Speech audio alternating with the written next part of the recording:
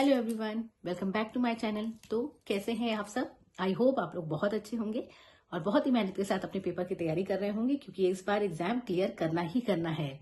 तो दोस्तों, मैंने अपने चैनल पे स्ट्रैटेजी वीडियो शेयर की हैं, लास्ट 45 डेज की भी है, और इसके अलावा इंडिविजुअल हर सब्जेक्ट की मैंने स्ट्रैटेजी वीडियो शेयर की है, जिसमें अभी तक मैंने क्वांट, रीजनिंग, कंप्यूटर और जीए ये वीडियोस प्रोवाइड की हैं। आज जो ये वीडियो है वो इंग्लिश और हिंदी के बारे में है, जैसा कि आपने टाइटल से पढ़ा ही होगा। कुछ बच्चे इंग्लिश ऑप्ट करते हैं आरआरबी की अगर बात करें, और कुछ बच्चे हिंदी करते हैं। लेकिन जो ये वीडियो है ये सिर्फ आरआरबी, पीओ या क्लर्क के लिए नहीं है, ये सारे ही एग्जाम्स के लिए है, भले वो आईबीपीएस हो या एसबीआई हो।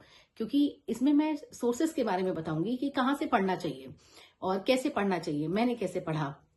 तो ये आपको सारी ही एग्जाम्स में बहुत हेल्प करेगा, वो भले कोई भी एग्जाम हो। आप अगर आईबीपीएस या एसबीआई भी दोगे तो उसमें इंग्लिश आती है, तो ये जो सोर्सेस है वो उसमें भी आपको हेल्प करेंगे। क्योंकि अगर एक बार आप पढ़ लोगे ना तो ये आपको हर जगह बहुत फायदा देगा। ये वन टाइम इन्वेस्टमेंट है। एक बार अगर अपने कॉन्सेप्ट क्लियर कर लोगे ना, फिर आपको सिर्फ प्रैक्टिस करनी है बस। ठीक है, तो ये वीडियो जरूर देखिएगा, आपको बहुत हेल्प मिलेगी और रिवीजन करते रहिएगा। ठीक है, चलिए शुरू करते हैं। तो यहाँ पे आज हम बात करेंगे इंग्लिश और हिंदी के बारे में। जो मैंने जैसे बताया कि ये सिर्फ आरआरबी एग्ज़ाम पे फोकस्ड नहीं है, ये सारे एग्ज़ाम्स के लिए है, भले वो आरआरबी हो, पीओ का हो, क्लर्क हो, आईबीपीएस का हो या एसबीआई हो। ठीक है, तो ये सबके लिए ही यहाँ पर आपके काम आएगा। ठीक, आपको पता ही है कि आरआरबी में हमारे पास ये ऑप्शन होता है कि हम हिंदी और इंग्लिश ऑप्ट कर सकते हैं।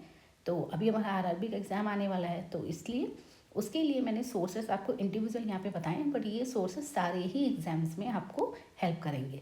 ठीक है, और जितने भी सोर्सेस मैं आपको बता रही हूँ इससे मैंने खुद पढ़ा हुआ है, मैंने पहले भी अपनी वीडियोज़ में बताया है। और ये इंडिविजुअल स्ट्रैटेजी फिर से वीडियो बनाने का मतलब सिर्फ इतना है कि इन सोर्सेस को आप पढ़िए, आपको हेल्प मिलेगी ही मिलेगी, क्योंकि मैंने खुद इनसे पढ़ा है।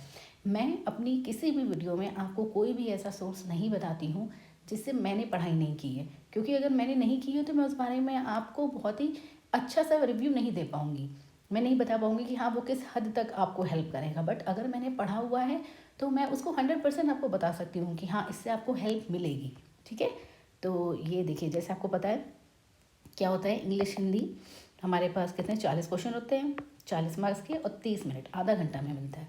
ठीक है, हमें टाइम का बहुत ध्यान रखना है। ऐसा नहीं है ना कि हम 40 मिनट दे दें, 50 मिनट दे दें, नहीं दे सकते हैं। हमें 30 मिनट का ही विंडो मिलेगा, उसके आगे का विंडो हमें मिलेगा नहीं। ठीक है, तो ये बहुत ही ज़्यादा ध्यान रखकर तब तैयारी करनी है। अब ज़्यादा टाइम भी नहीं बाकी है, आप लोग पढ़ ही रहे होंगे। ये बस एक फाइनल टेस्ट देने के लिए है कि अगर आपको अभी भी लग रहा है कि नहीं पढ़ाई में कुछ कमी है, हमारे नंबर में कुछ कमी तो है, तो ये आपको हेल्प करेगा। इतने सारे सोर्सेस में से अगर एक दो भी आप फॉलो कर लेंगे ना तो आपको वो हेल्प करेगा ही करेगा। और अगर देखें तो बिल्कुल टाइम नहीं है, और ऐसे देखें तो बहुत टाइम है। अगर आप ज़्यादा टाइम देंगे तो बिल्कुल आपका क्लियर भी होगा, आपका कोर्स भी कंप्लीट होगा, आप मॉक भी दे देंगे, सब कुछ हो जाएगा। ठीक, तो डरना नहीं है, बस मेहनत करनी है। देखिए, सोर्सेस की बात करें तो इंग्लिश के लिए पहले हम बात कर रहे हैं। ये इंग्लिश के लिए सोर्स है, सारे ही एग्ज़ाम्स के लिए।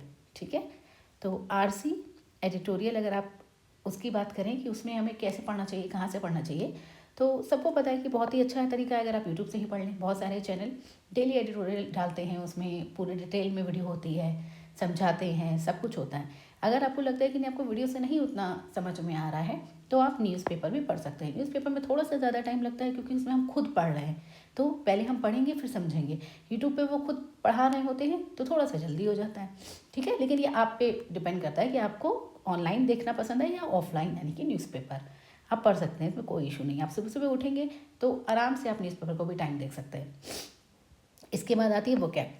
तो अब हमें वोकैब कैसे प्रिपेयर करनी है, मैंने पहले भी बताया है। एक बुक आती है वर्ड पावर मेट इजी की, बस ये है कि ये थोड़ी सी मोटी बुक है, इसलिए थोड़ा सा इसको लोग कम प्रेफर कर रहे हैं आजकल। और इसकी जगह क्या है, यूट्यूब वीडियो है जो 11-12 घंटे की इसी बुक की, वो देख ले रहे हैं। क्योंकि डिजिटल है इंडिया, तो क्या होता है कि आप अगर कहीं बाहर गए हैं तो ज़रूरी नहीं है कि आप बुक पढ़ पाएँ, लेकिन हाँ मोबाइल पर आप वीडियो पढ़ सकते हैं। तो इसलिए ये वीडियो भी आप देख सकते हैं, आपको बहुत हेल्प मिलेगी। ठीक, लेकिन बोर नहीं होना है। क्या होता है ना, जब हम बुक ऐप पढ़ते हैं, काफ़ी बच्चे मुझसे रिलेट कर पाएंगे, तो थोड़ा सा बोरिंग लगने लगता है। लेकिन अगर आप पता उसको रोज़ पढ़ते रहेंगे ना, आपकी जब हैबिट में आ जाएगा तो आपको अच्छा लगने लगेगा। तो स्टार्टिंग में इसको छोड़ नहीं देना है कि हाँ ये अच्छा नहीं लग रहा है, पढ़ते रहना है। ठीक है, फिर यूट्यूब पे है निमिषा मैम का देखा होगा आपने 120 रूल करके एक रूल की एक वीडियो है, मतलब ग्रामर की वीडियो है, बहुत सारी वीडियोस हैं उनके चैनल पे, आप उनको फॉलो कर सकते हैं। मैंने सारी वीडियोस तो नहीं देखी थी, बट हाँ कुछ कुछ वीडियो जिस टॉपिक में मुझे ऐसा लगता था कि हाँ मेरा थोड़ा वीक है वो मैंने देखी थी, क्योंकि मैंने आपको बताया हुआ है कि मैंने IBPS PO के एग्जाम्स, SBI PO सबके एग्ज़ाम दिए हैं और उनके तो प्री में ही आती है इंग्लिश। तो मैंने IBPS PO मेंस भी दिया है, इंटरव्यू भी दिया है, तो इन सब के लिए मैंने इंग्लिश पढ़ी थी।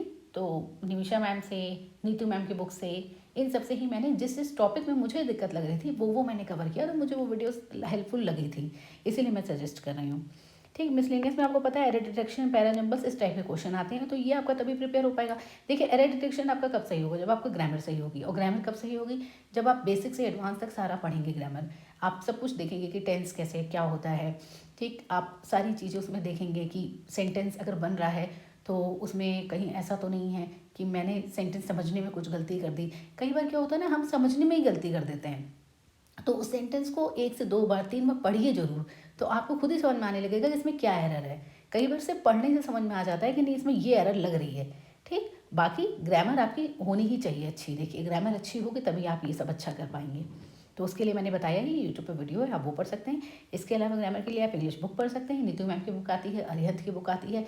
नीतू मैम की बुक से मैंने पढ़ा हुआ है, अच्छी बुक है, आप पढ़ सकते हैं। बहुत ही बेसिक से दिया हुआ है, अगर किसी को बिल्कुल भी इंग्लिश में ऐसा लगता है कि मुझे बिल्कुल भी नहीं आती है, फिर भी अगर आप उससे शुरू करेंगे ना तो आपको बहुत हेल्प मिलेगी। आप अभी भी शुरू करेंगे तो भी आपको हेल्प मिलेगी, क्योंकि इंग्लिश में सब कुछ नहीं पढ़ना होता है। आप ग्रामर में थोड़ा सा शुरू करेंगे ना, आपको आइडिया लगने लगेगा कि अच्छा इस तरह से करना होता है, तो इसीलिए उसको आप पढ़ सकते हैं, वो अच्छी बुक है। ठीक, और पैराजम्बल्स जैसे आता है तो उसमें आपको देखना होगा, इसमें मैंने पहले भी बताया हुआ है कि थोड़ा सा सोचना होता है कि टोन क्या है, पॉजिटिव है, नेगेटिव है, कनेक्टर्स ढूंढिए कि कैसे हम एक सेंटेंस को दूसरे सेंटेंस से कनेक्ट कर सकते हैं। ठीक है, तो इस टाइप का जब आप पढ़ेंगे तो आपको समझ में आने लगेगा। कोई भी चीज़ हो, कोई भी हिंदी इंग्लिश कोई भी पेपर हो, कोई भी सब्जेक्ट हो, अगर आपको लग रहा है कि ये मुझे नहीं समझ में आ रहा, आप उस क्वेश्चन को मतलब एकदम मन से और पूरे एकदम माइंड वहीं पर रख कर अगर उस क्वेश्चन को आप 2-3 बार खुद से पढ़ेंगे ना, आपको आइडिया लगने लगेगा। भले वो रीजनिंग की पजल हो, कुछ भी हो, लेकिन 100% आपका माइंड वहीं पे होना चाहिए। और बहुत ही आराम से 2 से 3 बार खुद से पढ़िए।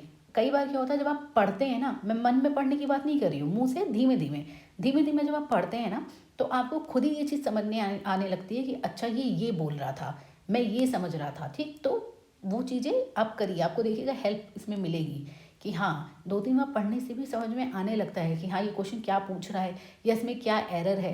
तो ये सब बहुत छोटी छोटी चीज़ें हैं जो हम लोग स्कूल टाइम पे करते थे, लेकिन अब क्या होता है बड़े हो गए हैं ना तो अब नहीं करते हैं। तो अब भी उसको करिए, आपको देखिएगा इसमें लगेगा कि हाँ इसमें कुछ तो फ़र्क पड़ रहा है, मुझे समझ में आ रहा है।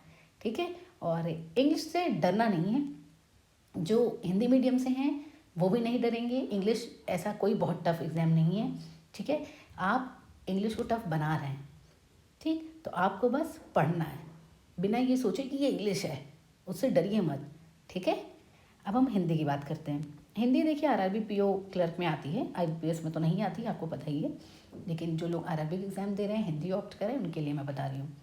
तो हिंदी के लिए मैंने पहले भी आपको बताया हुआ है एक बार कि आप क्या कर सकते हैं, हर्षद सर की लर्निंग कैप्सूल की जो वीडियोज़ हैं देख सकते हैं, बट हाँ कुछ इसमें क्या हो गई हैं, प्राइवेट हो गई हैं, तो जितनी अवेलेबल है अपनी देख लीजिए, अच्छी हैं। बाकी हिंदी के लिए टेलीग्राम PDF बहुत मिल जाते हैं, आप सर्च करेंगे तो आपको आराम से मिल जाएंगे। मॉक टेस्ट से हिंदी अच्छे से हो जाती है, क्योंकि मॉक टेस्ट में भी क्या होता है ना, आजकल अच्छे खासे क्वेश्चन देते हैं, मतलब एग्जाम लेवल के ही क्वेश्चन देते हैं वो। और मॉक टेस्ट कहाँ से देना है, कैसे देना है, इसकी वीडियो मेरे चैनल पे है, तो आप वो देखिएगा, मैं डिस्क्रिप्शन में लिंक डाल दूँगी कि कहाँ का अच्छा रहता है, मैंने कहाँ का दिया था। क्योंकि क्या होता है ना, एग्जाम के लेवल का मॉक देना बहुत ज़रूरी है। आप बहुत इजी मॉक देंगे, आपको नंबर अच्छे आएंगे, आपको लगेगा आपकी तैयारी अच्छी चल रही है, पर अगर वो एग्ज़ाम के लेवल का नहीं है तो कोई फ़ायदा नहीं है फिर।